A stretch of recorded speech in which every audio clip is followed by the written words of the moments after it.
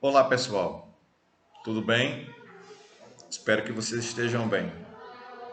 E hoje, nessa aula de História, no conteúdo que faz parte da base curricular do oitavo ano, nós iremos estudar, vivenciar, nos aprofundar em relação ao complemento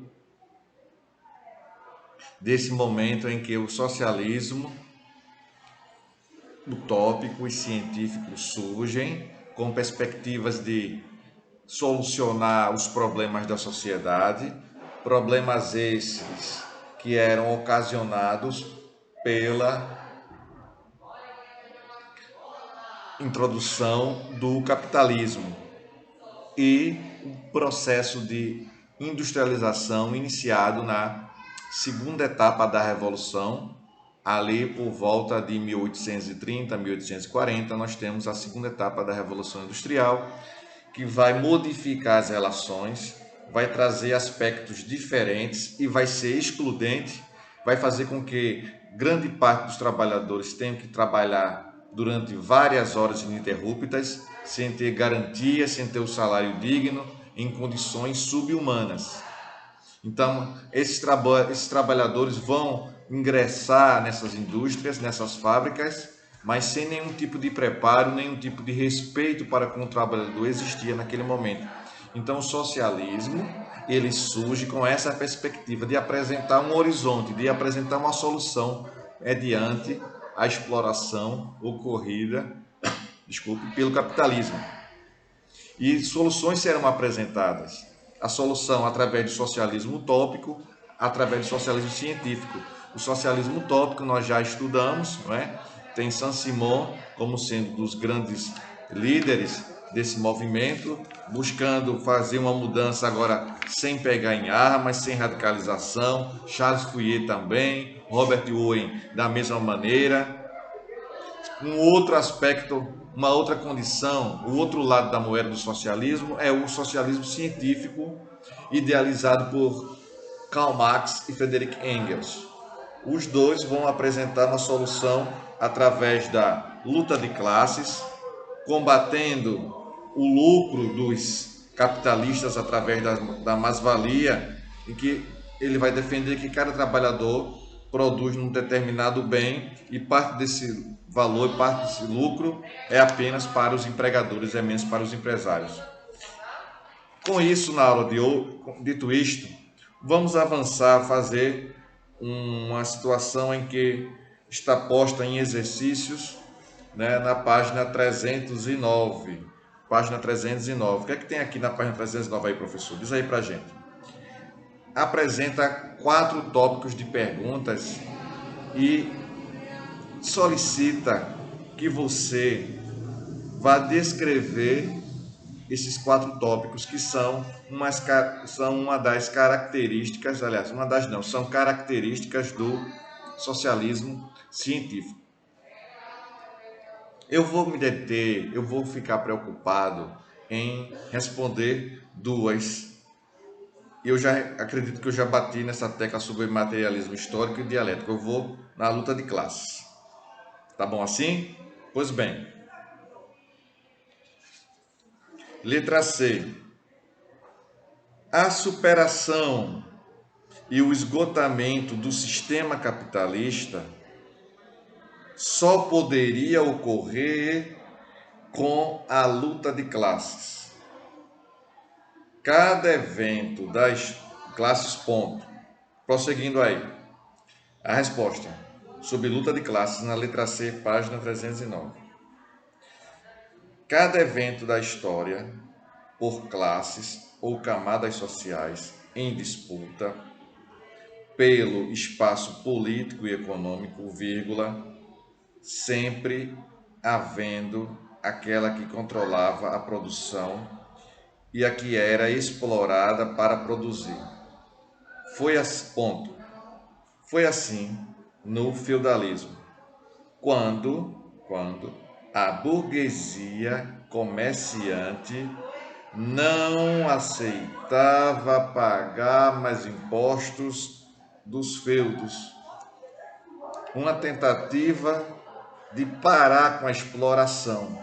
Vejam, exploração de uma outra forma, mas era exploração também. Os socialistas até hoje, em alega, batem na tecla, defendem a tese de que o sistema capitalista explora o trabalhador, não valoriza os trabalhadores da forma como deveriam ser valorizados. E aqui a gente percebe que isso acontecia desde o período feudal. Então, é uma situação que Marx e Engels verificaram, estudaram, identificaram que esses impostos que eram pagos desde o feudo representavam um absurdo, uma exploração, não é? Imposto dos feudos, ponto e vírgula. E também, quando a burguesia francesa, cansada dos altos tributos da monarquia, promoveu a revolução. O que é que ele pega aí? A luta de classe como sendo uma solução em ambos os casos, tanto do feudalismo quanto na Revolução Francesa, para fazer com que a população tivesse sua voz, tivesse uma voz fortalecida, que diante de tanto desrespeito, de tanta exploração, de tanto pagamento de impostos, a população fatalmente teria que pegar em armas, teria que lutar, teria que derrubar aquele regime. A gente verificou isso, não é? Quando nós estudamos a Revolução Francesa, foi a queda do absolutismo, representado ali na queda da Bastilha, onde a prisão política, os presos políticos que eram, não é, contrários ao governo monarquista da França, ao do absolutista. Então esse governo estava passando por uma séria crise, então os camponeses, aliados com a burguesia, começam a articular a queda do rei, a queda do regime monárquico na França. Então promoveram-se aí lutas. Em 789 houve uma luta de classes. E Karl Marx apresenta essa luta de classes como sendo a única solução para deter o capitalismo. Tá bom assim? Letra D, mais-valia. O trabalhador produz determinado bem, e é neste local, neste é colocado um valor que os donos de indústrias e empresas vendem. Ponto. Esse valor é justamente o lucro. E para o pagamento da mão de obra, o trabalhador recebe um salário. O trabalhador recebe um salário. Não é? É interessante você depois dar uma lida também para ser um texto complementar, um fechamento de conteúdo. O texto que está na página 311, que vai falar sobre as revoltas liberais na Itália. Não é? A questão ali que nós já vivenciamos a partir de 1830, como vai acontecer esse processo revolucionário. Vamos fazer uma outra resolução, resolver mais uma questão que se encaixa nos aspectos em que o socialismo e o utópico são colocados, não é, com suas definições, estabelecendo diferenças e semelhanças. 3. Sobre o socialismo utópico e científico. Assinale a alternativa correta. Letra A. Para o socialismo científico, vírgula, o surgimento de uma classe, o surgimento de uma sociedade, 313, questão número 3. 313, questão número 3. Essa é uma questão de múltipla escolha. Preste atenção aí. Sobre o socialismo utópico e o socialismo científico, assinale a alternativa correta. Para o socialismo científico, o surgimento de uma sociedade sem classes se daria pela união e pelo triunfo do proletariado. Ponto e vírgula. Se daria pela união, a junção e pelo triunfo do proletariado. E para os socialistas utópicos, pela assistência do Estado, vírgula, pela associação dos trabalhadores, vírgula, pela ação revolucionária e pelo anarquismo. Vamos analisar. Vamos para outra alternativa, não é? Para ver como se apresenta a situação. Letra B. O pensamento dos socialistas utópicos, como Fourier e Proudhon, não influenciou as revoluções do século XIX. Ponto. Para o socialismo científico, a igualdade social só seria possível se o sistema econômico fosse privatizado. Será mesmo? Letra D. O socialismo científico defendido por Thomas Malthus em seu livro Utopia teve como base a teoria socialista de Karl Marx. Letra E. Os socialistas utópicos foram os líderes da Comuna de Paris em 1870 na França. Qual seria então, pessoal, a alternativa a ser marcada? Muito bem. Letra A. Para o socialismo científico, o surgimento de uma sociedade sem classes se daria pela união e pelo triunfo do proletariado, e para os socialistas utópicos, pela assistência do Estado, pela associação dos trabalhadores, pela ação revolucionária e pelo anarquismo. Pronto, essa alternativa é a alternativa correta, a letra A. Não é? E tem uma outra questão que está posta aqui na página 314, que diz assim, a oitava questão. Quase toda a Europa Ocidental e Central foi sacudida em 1848. Estão lembrados disso, né? Por aquela onda revolucionária, questionando a monarquia, querendo a implantação de um processo democrático, e ao mesmo tempo a gente tem o socialismo crescente, ganhando simpatizantes, um número de adeptos cada vez maior. Diferenciado: liberalismo, democracia e socialismo. Elas também foram marcadas por um sentimento ideológico comum. Trata-se, no caso deste último, do internacionalismo, letra B, nacionalismo, C, corporativismo, D, regionalismo e E, nazismo. Qual é a letra, pessoal, a ser assinalada? Internacionalismo, nacionalismo, corporativismo, regionalismo, nazismo. Nacionalismo.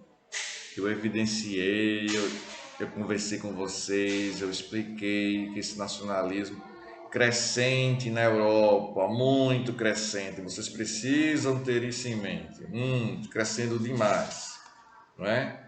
Vamos para a página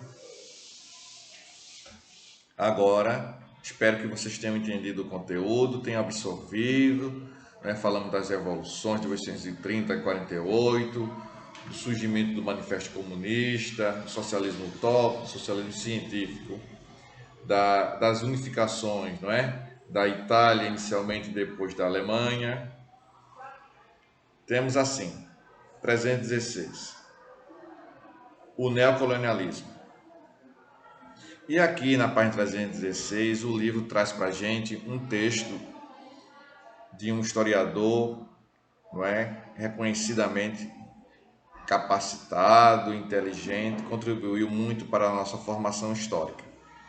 Ele diz o seguinte, que o nome desse historiador o nome do texto que traz um texto sobre Eric Hobsbawm.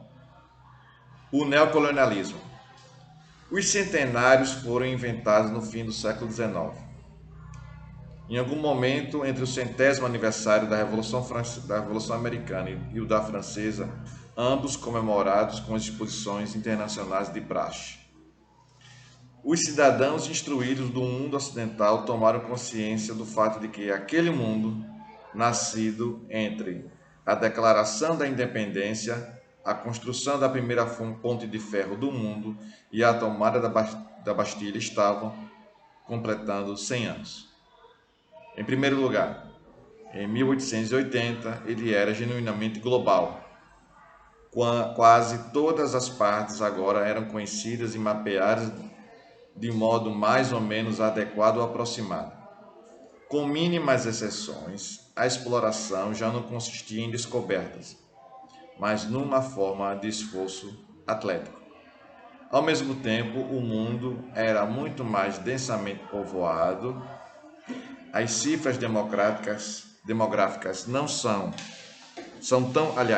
tão especulativas, sobretudo no que tange ao final do século XVIII, que a precisão numérica é inútil e perigosa, não é?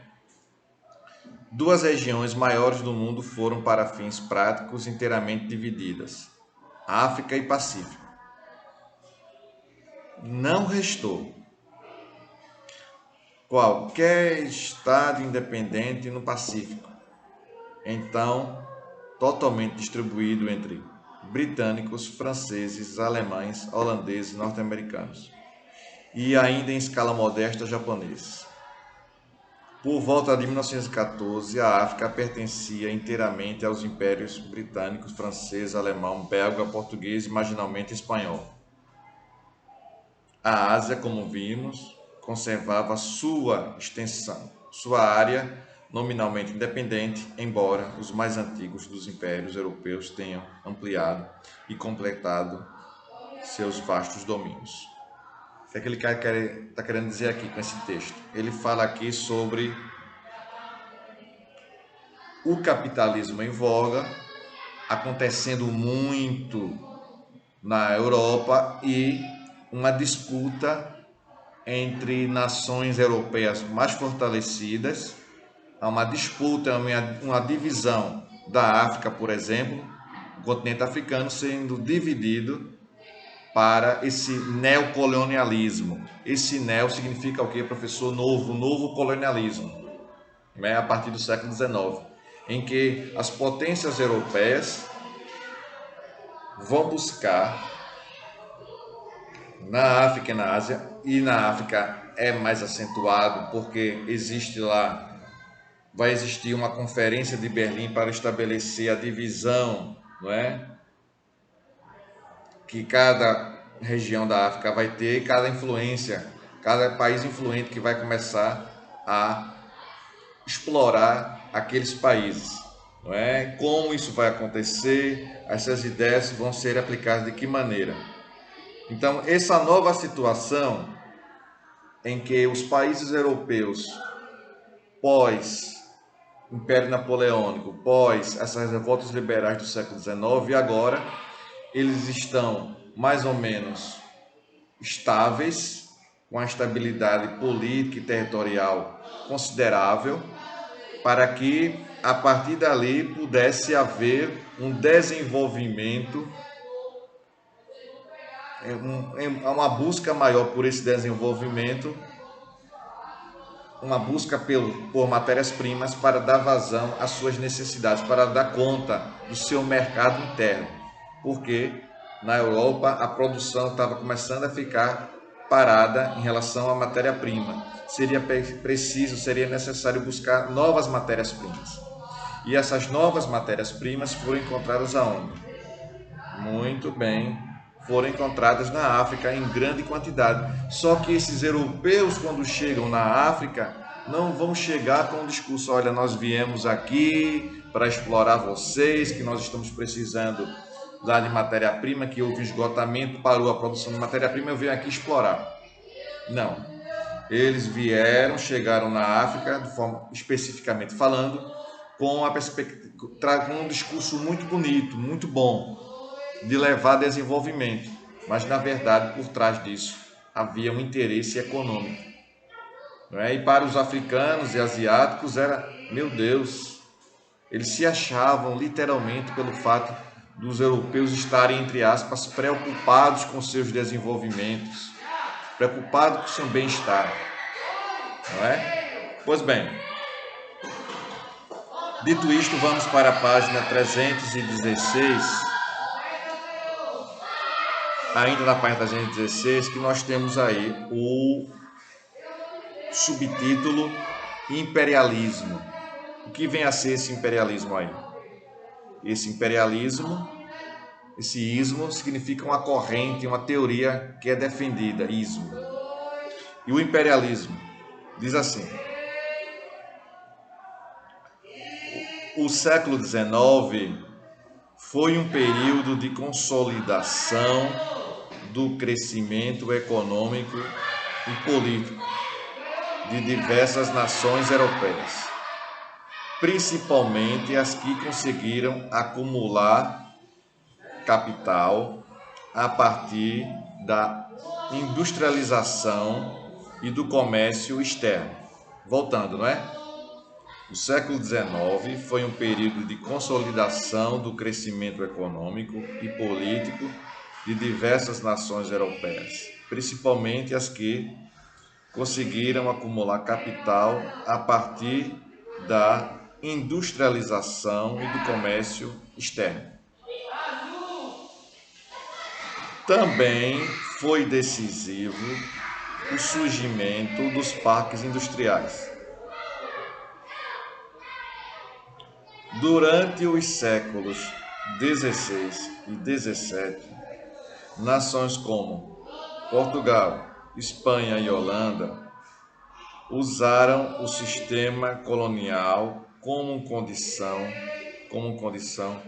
determinante para o acúmulo de riquezas.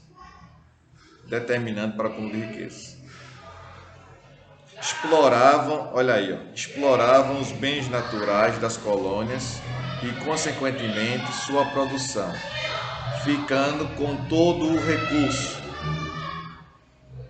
O trabalho era escravo, principalmente de negros, mas em alguns casos foram utilizados indígenas também. Já na página 17, que tem um complemento do texto que eu acabei de explicar para vocês, nós temos aqui uma imagem que tem uma legenda relacionando a industrialização e a Revolução Francesa e o liberalismo econômico, né? Que vão favorecer ao surgimento desse neocolonialismo. À medida que as atividades econômicas foram variando e os sistemas políticos se modificando, uma nova fase de domínio colonial aconteceu. As revoluções industrial e francesa trouxeram novas formas de relações e também novas estruturas, não é? O que é que eu quero dizer com isso? Quer dizer o quê? Que houve uma mudança após a Revolução Industrial e a Revolução Francesa na estrutura econômica, que vai ter consequência surgiu lá no século XVIII, vai ter consequência no século XIX.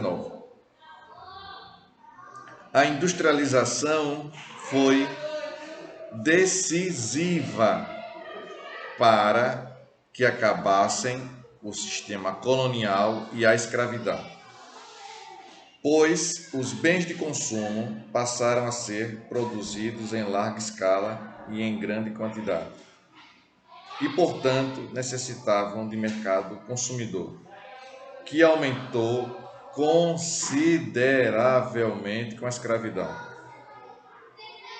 A Revolução Francesa, em contrapartida, levantou um debate político e filosófico em que a razão passou a ser o centro. Ponto. Conceitos como, prosseguindo aí, presta atenção aí, conceitos como liberalismo econômico e político defendiam a não intervenção do Estado na economia, que a economia e as questões econômicas estivesse livre para resolver os seus problemas, que o Estado, ou seja, que o governo não viesse a intervir, não viesse a se meter, não viesse a adaptar, a querer se interessar pela questão econômica. O mercado deveria definir isso. E criticavam as monarquias, entendendo que só uma república constitucionalista poderia garantir um governo em que a classe burguesa não fosse explorada. Ponto. No século XIX, várias nações, como a Inglaterra, a França e os Estados Unidos, se fortaleceram. O sistema colonial se enfraqueceu justamente pelo crescimento industrial, que não concordava com a escravização e o modelo agroexportador. Isso dificultava as relações econômicas, pois o Estado intervia diretamente na economia. Então, o liberalismo vai propor que o Estado não interviesse na economia, não se metesse na economia. No entanto, o que a gente tem aqui? Tem um sistema colonial em que o Estado fazia isso constantemente. Então, a luta aí com essa nova chegada, dessa nova visão econômica, que é o liberalismo econômico. Pois bem, prosseguindo aí, com o surgimento dos grandes parques industriais, cresceu também a necessidade de novos mercados consumidores e que também proporcionassem matérias-primas abundantes. Atenção aí, ó.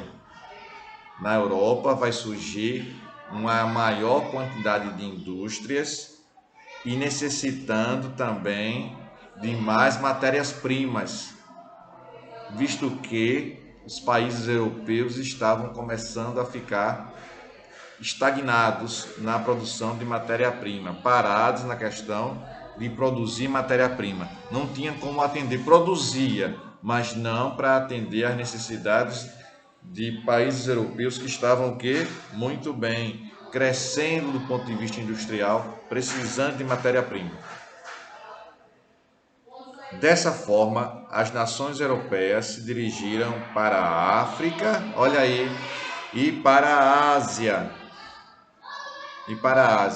em busca de mercado consumidor e matéria-prima.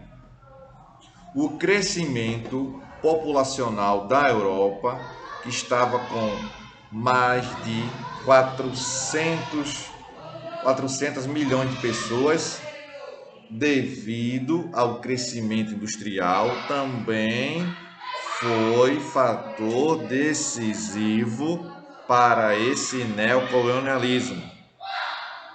O mesmo movimento realizado pelas nações europeias na África e na Ásia foi realizado pelos Estados Unidos através da quê? Muito bem, através da chamada doutrina Monroe na América. A América para os americanos. Veja a política imperialista. Esta foi uma política imperialista pela qual os americanos criaram seu mercado consumidor e de produção de matéria-prima, interferindo diretamente na autonomia dos países do continente americano. Ponto.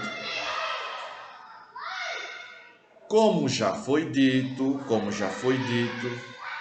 a teoria desenvolvida para a expansão americana foi a do Destino Manifesto, que afirmava que os americanos eram os únicos capazes de desenvolver a proteção necessária para as regiões conquistadas. Olha aí, voltando, afirmava que os americanos eram os únicos capazes de desenvolver a proteção necessária para as regiões conquistadas. Não é?